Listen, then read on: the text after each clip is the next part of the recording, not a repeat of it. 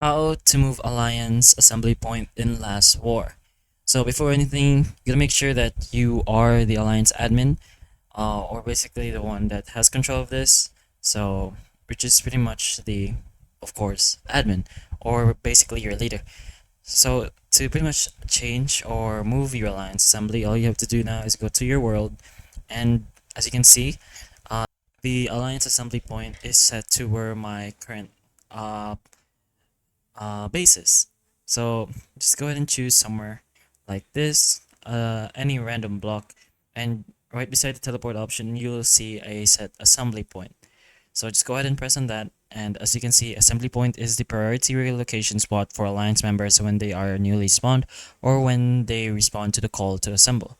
So only the alliance admins can update the assembly point, which should be set where the alliance needs to assemble most urgently. So just go ahead and confirm that, and as you can see, it's gonna set the assembly point. You can do this as many times as you want, there's no limit, but that's pretty much how you can change or move your alliance assembly point in last war. So hopefully the information of this video can help you, and if it can, please like and subscribe for more videos like this, and that's all.